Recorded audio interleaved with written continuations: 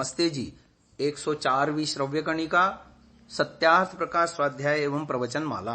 आप सभी धर्म प्रेमी महानुभावों का हार्दिक स्वागत है। महानुभावों, तृतीय समुल्लास में अध्ययन अध्यापन विषय को लेकर हम चर्चा कर रहे हैं, जिसमें शूद्रों को, स्त्रियों को वेद पढ़ने चाहिए या नहीं, ये विषय चल रहा था। तो ऋषि दयानंद ने ऋग्वेद यजुर्वेद का ही प्रमाण दे करके स्वयं ईश्वरीय वाणी को सुना करके ये बताने की चेष्टा की कि ईश्वर स्वयं चाहता है कि सभी मनुष्य वेद पढ़ें।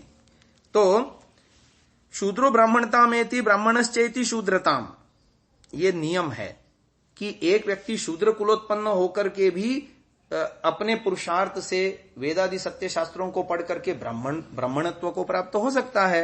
ये वैदिक व्यवस्था है। और एक ब्राह्मण कुलोत्पन्न व्यक्ति भी पुरुषार्थहीन होकर के, अकर्मण्य होकर के मूर्ख रह सकता है और शूद्रत्व को प्राप्त हो सकता है। इसलिए जहां जहां शास्त्रों और ग्रंथकार की रचनाओं में शूद्रों के वेदाध्ययन के अधिकार का प्रतिपादन किया, वहां उसका तात्पर्य स्वत्वपरक है, और जहां जहां कहीं निषेध की बात कही गई वहां उसके तात्पर्य योग्यता परक है, ऐसा समझना चाहिए। गत श्रव्यकणिका में हमने आपको अधिकार की बात बताई थी। एक होता है स्वत्व, एक होता है योग्यता। उसी संदर्भ में ये बात रखी है।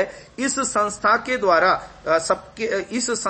द्वार यानी वैदिक व्यवस्था में संस्था के द्वार सबके लिए खुले हैं। यह घोषणा होने पर भी उसमें प्रवेश पाने के लिए निर्धारित न्यूनतम शैक्षणिक योग्यता, बौद्धिक स्तर आदि संबंधी शर्तों को पूरा करना आवश्यक होता है। यानी किसी स्कूल व कॉलेज में सबके लिए एडमिशन मिल सकता है, परंतु इतना होते हुए भी उसकी एक विशिष्ट योग्यता, उसकी एक विशिष्ट क्षमता, ये सब निर्धारित होता है। जाति, धर्म, लिंग आदि के बाधक न होने पर भी प्रत्येक प्रवेशार्थी को उसी योग्यता के आधार पर छोटी बड़ी कक्षाओं में प्रवेश मिलता है। अनुभवी शास्त्रकारों ने कतिपय ऐसे दोषों का निर्देश किया जो विद्याभ्यास में बाधक होते हैं। उन दोषों से रहित बालक ही विद्या ग्रहण के अधिकारी होते हैं। ईर्ष्या, असूया, चपलता, मद, मोह, उद्दंडता, असत्य भाषण आदि इस प्रकार के दोष हैं जिनके रहते विद्या की प्राप्ति नहीं हो सकती। आचार्य अपने अनुभव के आधार पर विद्यार्थी की परीक्षा लेता है। उसकी शैक्षणिक योग्यता और चरित्र से आश्वस्त हो जाने पर ही उसे शिष्य रूप में स्वीकार करता है। इस विषय में मनुस्मृति में आया, विद्ययैव समं कामं मर्तव्यं ब्रह्मवादिना आपद्यपि हि घोरायाम नत्वेनामिरिणे वपेत। ब्रह्मवादी वेदाध्यापक भले ही विद्या को अपने साथ लेकर मर जाए, पर घोर आपत्ति में भी उसे ऊसर में न बोए, यानी ऊसर भूमि में न बोए, अर्थात कुपात्र को विद्या न दे। समाज में शूद्र वही है जिसमें प्रयत्न करने पर भी विद्योपयोगी गुणों का विकास नहीं हो पाएगा। ऐसे लोगों का वर्ग शारीरिक श्रम के लिए उपयुक्त समझा जाता है। यदि इस वर्ग में कोई विशिष्ट संस्कारी आत्मा किन्हीं निमित्तों से विद्या उपयोगी गुणों के उद्भावन में सफल हो जाए तो वह अभिलषित विद्या के लिए पूर्ण अधिकारी माना जाएगा। ब्राह्मण, शूद्र आदि पद गुणवाचक हैं। इनमें जाति अथवा जन्म प्रवृत्ति निमित्त नहीं है। काठक संहिता में कहा कि ब्राह्मणस्य पितरम किमु पृच्छसि मातरम श्रुतम चेदस्मिन् वेद्यम सपिता सपितामहः। ब्रह्मसूत्र के श्रवणाध्ययनार्थ प्रतिषेधात् स्मृतेश्च सूत्र से पूर्वोक्त सत्य यानी सरलता, ब्रह्मचर्यादि गुणों के न होने पर उस व्यक्ति के लिए वेदादि के पढ़ने, सुनने और उसके द्वारा अनुष्ठान का निषेध किया गया है। अन्य के द्वारा पढ़े जाने पर दूसरे व्यक्ति का सुनना श्रवण कहा जाता है। गुरुमुख से स्वयं पढ़ना अध्ययन है। अधीत के अनुसार यानी पढ़े हुए के अनुसार यज्ञादि विहित कर्मों का करना अर्थ कहता है। अध्ययन के अनंतर वेदादि के मनन से उसका सार और रहस्य को समझना भी अर्थ कहता है। ब्रह्म विद्या के श्रवण आदि का उन व्यक्तियों के लिए निषेध है जिनमें पूर्वोक्त दोष विद्यमान हो, यानी ईर्ष्या, असूया आदि जो दोष पहले कहे गए वो यदि किसी में हो तो उनके लिए ब्रह्म विद्या के श्रवण का निषेध है। ऐसे व्यक्तियों को विद्या का दान समाज के कल्याण का हेतु न होकर उसके अनर्थ का हेतु हो सकता है। निरुक्त में भी यही बात समझाई गई है। कितना सुंदर रूप से ये भाव स्पष्ट हो जाता है। विद्या वै ब्राह्मणम जगाम गोपायमासेवदिष्टेऽहमस्मि असूयकाया नृजवे यताय न मा ब्रूया वीर्यवती तथा स्याम। कहते हैं रूपक अलंकार के माध्यम से समझाया जा रहा है कि विद्या वेदज्ञ ब्राह्मण के पास आई और बोलती है कि तुम मेरी रक्षा करो, मैं तुम्हारी अमूल्य निधि हूं। असूया करने वाले, उद्दंड और असंयमी को मुझे मत देना, जिससे मैं बलवती बनी रहूं। दुष्ट जन विद्या का दुरुपयोग करके समाज को हानि पहुंचाने का कारण बनते हैं। इसी भाव को मनुस्मृति में भी कहा गया, विद्या ब्राह्मण मेत्याह सेवधितेस्मि रक्षमाम असूयकाय माम मा दास तथा श्याम वीरवत्तमा। यही बात को इन्होंने शब्द भिन्न है पर बात वही कही गई है। प्रकारांतर से यही बात गीता में भी आई है, इदम ते ना तपस्काय ना भक्ताय कदाचन न चाश्रुश्रुषवे वाच्यम न च माम योऽभ्यसूयति।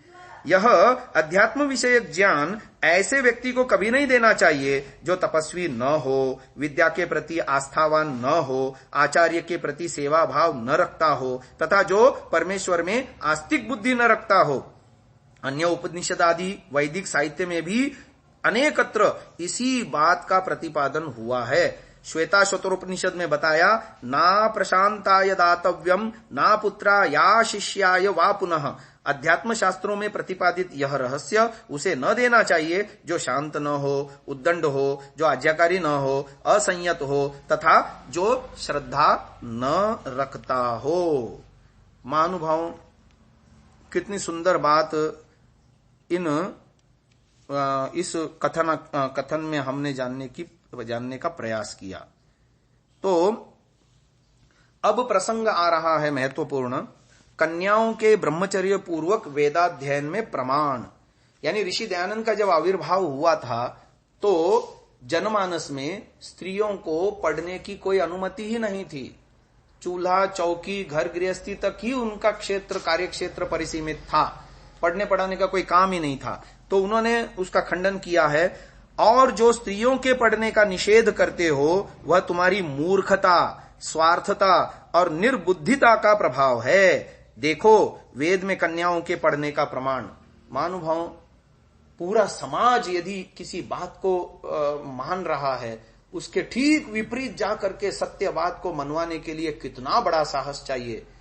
वेद के प्रकाश में ऋषि दयानंद ने वो साहस दिखलाया और उन्होंने लिखा, अथर्ववेद का प्रमाण देकर के, ब्रह्मचर्येण कन्या युवानम विंदते पतिम। जैसे लड़के ब्रह्मचर्य सेवन से पूर्ण विद्या और सुशिक्षा को प्राप्त होके युवती विदुषी अपने अनुकूल प्रिय सदृश स्त्रियों के साथ विवाह करते हैं, वैसे कन्या यानी कुमारी ब्रह्मचर्येण यानी ब्रह्मचर्य सेवन से वेदादि सत्य शास्त्रों को पढ़ पूर्ण विद्या और उत्तम शिक्षा को प्राप्त युवती होके पूर्ण युवावस्था में अपने सदृश प्रिय विद्वान युवानम पूर्ण युवावस्था युक्त पुरुष को विंदते प्राप्त होवे। इसलिए स्त्रियों को भी ब्रह्मचर्य और विद्या का ग्रहण अवश्य करना चाहिए। फिर प्रश्न किया, क्या स्त्रीलोग भी वेदों को पढ़ें? उत्तर दिया, अवश्य। देखो श्रौत सूत्र आदि में इमं मंत्रम पत्नी पठेत, अर्थात इस यज्ञ में इस मंत्र को स्त्री पढ़े। जो वेदादि शास्त्रों को न पढ़ी होवे तो यज्ञ में स्वर सहित मंत्रों का उच्चारण और संस्कृत भाषण कैसे कर सकें? भारतवर्ष की स्त्रियों में भूषण रूप गार्गी आदि वेदादि शास्त्रों को पढ़ के पूर्ण विदुषी हुई थीं। यह शतपथ ब्राह्मण में स्पष्ट लिखा है। भला जो पुरुष विद्वान और स्त्री अविदुषी यानी मूर्खा और स्त्री विदुषी और पुरुष अविद्वान यानी मूर्ख हो तो नित्य प्रति देवासुर संग्राम घर में मचा रहेगा, फिर सुख कहां? इसलिए जो स्त्री न पढ़े तो कन्याओं की पाठशाला में अध्यापिका क्यों कर हो सके, तथा राजकार्य न्यायाधीशत्व आदि गृहाश्रम का कार्य जो पति को स्त्री और स्त्री को पति प्रसन्न रखना, घर के सब काम स्त्री के अधीन रहना इत्यादि काम बिना विद्या के अच्छे प्रकार से कभी ठीक संपन्न नहीं हो सकते। आगे डिंडिम घोष करते हैं महर्षि दयानंद, देखो आर्यावर्त के राजपुरुषों की स्त्रियां धनुर्वेद अर्थात युद्ध विद्या भी अच्छी तरह से जानती थीं। क्योंकि जो न जानती होती तो कैकेयी आदि दशरथ आदि के साथ युद्ध में क्यों कर जा सकती थीं और युद्ध क्यों कर सकती थीं। इसलिए ब्राह्मणी को सब विद्या और क्षत्रिया को सब विद्या और युद्ध कला तथा राज विद्या विशेष, वैश्या को व्यवहार विद्या और शूद्रा को पाक आदि सेवा की विद्या अवश्य पढ़नी चाहिए। आज की इस चर्चा को यहीं विराम देते हैं। इसी बात को अगले श्रव्य कणिका में भी आगे बढ़ाएंगे। ओम।